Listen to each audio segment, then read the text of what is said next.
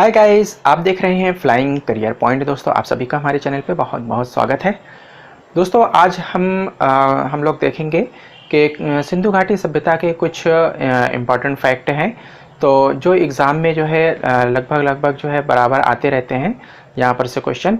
तो ऐसे important question को आज हम लोग देखेंगे और अब पीसीएस के लिए बहुत ज़्यादा टाइम नहीं बचा हुआ है, तो इसलिए अब जो भी इम्पॉर्टेंट फैक्ट हैं हर चैप्टर के, हर सब्जेक्ट के, वो 1 बाय 1 करके हम लेते आते रहेंगे।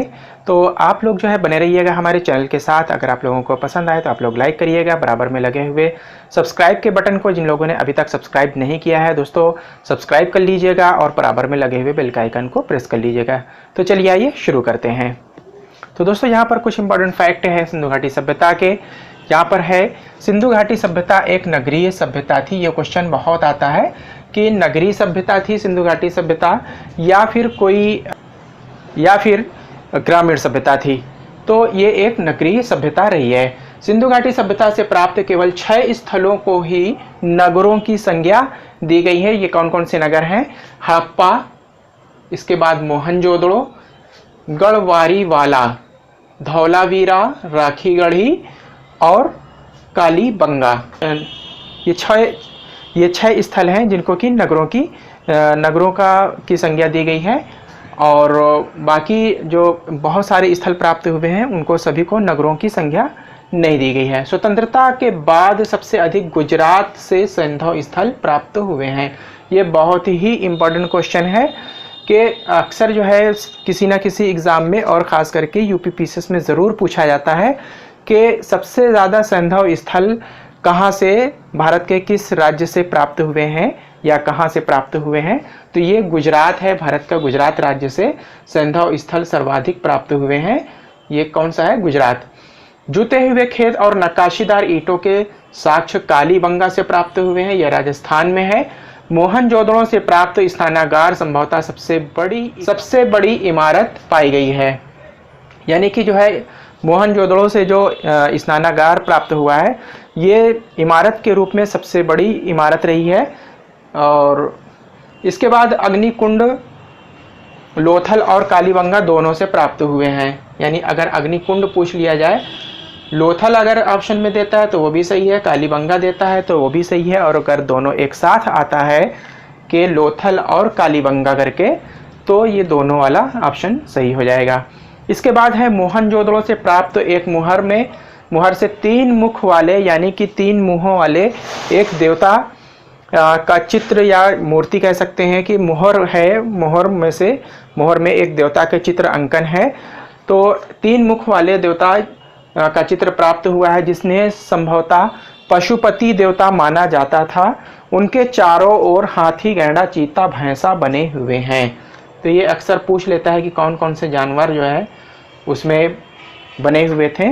इसको जो है जैसे कि हाथी, गैंडा, चीता और शेर कर दे, या हाथी, गैंडा, चीता, गाय कर दे, तो कोई इस तरीके से 4 ऑप्शन जो है कोई एक बदल करके दे सकता है। तो यहाँ पर हाथी, गैंडा, चीता और भैंसा, ये 4 चित्र उस मोहर से प्राप्त हुए हैं।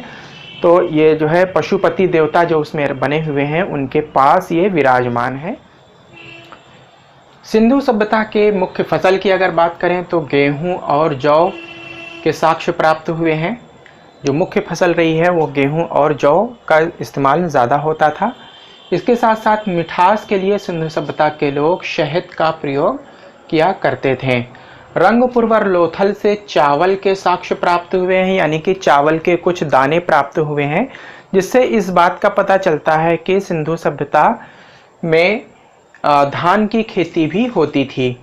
इसके साथ साथ सुरकोतड़ा, लोथल और कालीबंगा से घोड़े के अस्थि पंजर के साक्ष्य प्राप्त हुए हैं। तो इससे पता चलता है, यानी कि कोई घोड़े का तो डायरेक्ट कोई चित्र नहीं प्राप्त हुआ है, लेकिन अस्थि पंजर घोड़े के लोथल, सुरकोतड़ा और कालीबंगा से अस्थि पंजर प्राप्त हुए हैं। तो इससे पता चलता है कि सिंधु सभ्यता के लोग घोड़े का भी प्रयोग करते थे या घोड़े से वो लोग परिचित थे।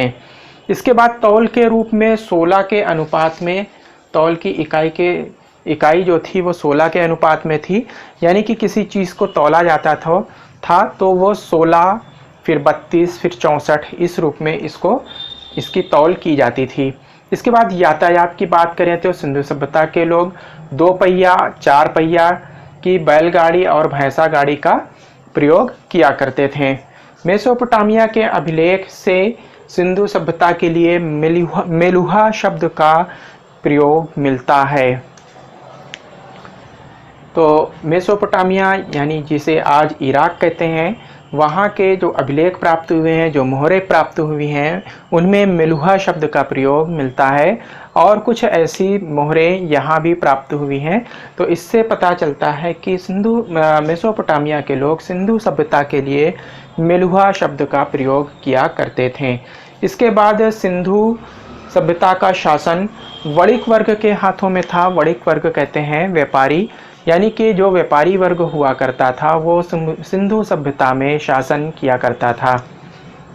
नेक्स्ट है, सिंधु सभ्यता के लोग धरती को उर्वरता की देवी मानकर पूजा किया करते थे। इसके साथ ही साथ ये यानी कि सिंधु सभ्यता के लोग वृक्ष की पूजा भी किया करते थे और शिव की पूजा भी किया करते थे। इसके साथ साथ सिंधु सभ्यता के लोग मातृ देवी की भी उपासना किया करते थे, यानी कि जो मातृ देवी की जो उपासना थी, मातृ देवी की जो पूजा थी, ये सबसे ज़्यादा प्रचलन में थी। इसके साथ ही साथ सूर्य उपासना का भी जो है कुछ साक्ष्य प्राप्त होता है, ऐसा संभवतः माना जाता है। लेकिन यहाँ पर ये जो है सबसे इम्पोर्टेंट बात है कि सिंधु सभ्यता में कहीं पर भी किसी भी नगर से मंदिर के साक्ष्य आज तक प्राप्त नहीं हुए हैं। नेक्स्ट है, स्वास्तिक का चिन्ह भी सबसे पहले सिंधु सभ्यता से ही प्राप्त हुआ है। ऐसा माना जाता है कि जो स्वास्तिक के चिन्ह की जो देन है वह सिंधु सभ्यता के लोगों की ही देन है। इसके साथ साथ जो कुबड़ वाला सांड हुआ करता था, यानी कि तमाम पशुओं में कुबड़ वाले सांड को विशेष रूप से पूजा जाता था, ये विशेष रूप से पूजनीय था। स्त्री की मृन मूर्तियाँ बहुत सी प्राप्त हुई हैं। मृन मूर्तियाँ उसको कहते हैं, यानी कि जो मिट्टी की मूर्ति होती है, मिट्टी को मृन बोलते हैं। तो यानी कि स्त्रियों की सर्वाधिक मात्रा में मृन मूर्ति यानी कि मिट्टी की मूर्ति प्राप्त हुई है। इससे यह पता चलता है कि जो सिंधु सभ्यता का समाज था वो मात्र सत्तात्मक समाज रहा है। इसके साथ साथ सिंधु सभ्यता के लोग वस्त्र के रूप में ऊनी और सूती वस्त्र का प्रयोग किया करते थे। नेक्स्ट है, मनोरंजन के लिए सिंधु सभ्यता के लोग मछली पकड़ने का कार्य करते थे। इसके साथ साथ शिकार करना, पशु पक्षियों को आपस में लड़ाना, चौपड़ खेलना और पासा खेलना, ये इनका प्रमुख मनोरंजन का साधन रहा है। इसके साथ साथ रंग से डिज़ाइन किए हुए बर्तन भी बनाया करते थे और इसका प्रयोग किया करते थे। और ये बर्तन लाल मिट्टी के हुआ करते थे, यानी कि जो मिट्टी होती थी ये लाल रंग की होती थी, इसको रंग करके ये लोग लाल कर देते थे। इसके बाद जो सिंधु सभ्यता के लोग रहे हैं वो तलवार से प्रचलित नहीं थे। तलवार का किसी भी प्रकार का सिंधु घाटी सभ्यता के किसी भी नगर से या किसी भी स्थल से इसका साक्ष्य आज तक प्राप्त नहीं हुआ है। इसके बाद कालीबंगा एकमात्र ऐसा नगर रहा है जिसके निचले शहर, जो इसका निचला शहर रहा है, वो किले से जो है घिरा हुआ रहा है, किले की प्राचीर से घिरा हुआ रहा है, जिसमें जो निचला शहर होता था उसमें सामान्य वर्ग के लोग रहा करते थे। इसके पश्चात है कि यहाँ से पूर्व हड़प्पा, यानी कि हड़प्पा से पहले की जो सभ्यता थी, वहाँ हड़प्पा से पूर्व के जो सभ्यता थी उस स्तर के जुते हुए खेत का प्रमाण मिला है। इसके साथ साथ अग्नि पूजा के भी साक्ष्य प्राप्त हुआ है। सिंधु सभ्यता में पर्दा प्रथा का भी प्रचलन रहा है। इसके साथ साथ वेश्यावृत्ति के भी प्रमाण मिलते हैं। तो पर्दा प्रथा और वेश्यावृत्ति दोनों प्रचलित रही है और इसको सामाजिक मान्यता भी रही है। शवों को जलाने और गाड़ने दोनों के साक्ष्य प्राप्त हुए हैं, यानी कि सिंधु सभ्यता में शवों को कुछ लोग जला भी देते थे और कुछ लोग दफना भी देते थे। हड़प्पा में शवों को दफनाने का प्रचलन था, जबकि मोहनजोदड़ो में जलाने का प्रचलन रहा है। जबकि कालीबंगा में युग्म समाधियां मिली हैं, यानी कि एक ही कब्र में जोड़े में मिले हैं, पति पत्नी के रूप में या किसी और रूप में युग्म समाधियां प्राप्त हुई हैं। आग में पकी हुई टेराकोटा की जो मूर्तियां बनाई जाती हैं उसके साक्ष्य सिंधु घाटी सभ्यता से प्राप्त हुए हैं। टेराकोटा उसे कहते हैं जैसे कि किसी मट्टी को पहले सान लिया गया पानी में और मट्टी को खूब अच्छी तरीके से, जैसे कि किसी बर्तन या मूर्ति बनाने के लिए तैयार किया जाता है, तो उसको तैयार करके और कोई रूप ना दे करके उसको पहले आग में पका लिया जाए। उसको आग में पका लेने के बाद वो जब पक करके बिल्कुल तैयार हो जाती है, उसका रंग लाल हो जाता है, तब उसको तराश करके उसमें से कोई मूर्ति या कोई बर्तन या किसी भी प्रकार का कोई भी उसमें रूप दे करके, यानी मुख्य रूप से मूर्ति बात कहें, मूर्ति बनाई जाती थी। तो इसको टेराकोटा पद्धति कहा जाता है। इसके बाद ऐसा माना जाता है कि संभवतः सिंधु सभ्यता का जो पतन हुआ था वो बाढ़ के कारण हुआ था, लेकिन ये कोई अंतिम ऐसा कोई साक्ष्य नहीं मिला है कि बाढ़ ही उसका मुख्य कारण रहा है। उसके अलग अलग विद्वानों के अलग अलग मत हैं, कोई भी एक मत आज तक क्लियर नहीं हो पाया है। तो लेकिन सर्वाधिक मत जो है वो बाढ़ के को माना जाता है। तो दोस्तों जो है कुछ ये इंपॉर्टेंट फैक्ट रहे हैं जो कि सिंधु घाटी सभ्यता से संबंधित रहे हैं। इसके बाद हम वैदिक सभ्यता शुरू करेंगे। तो दोस्तों जो है हमारा वीडियो कैसा लगा, अगर आप लोगों को पसंद आया हो तो आप लोग लाइक कर दीजिएगा और आप लोग अपने दोस्तों में शेयर करिएगा। जिन लोगों ने अभी तक हमारे चैनल को सब्सक्राइब नहीं किया है दोस्तों, सब्सक्राइब कर लीजिएगा हमारे चैनल को, क्योंकि आने वाली जो भी वीडियो हो उसका नोटिफिकेशन सबसे पहले आपको मिल जाए।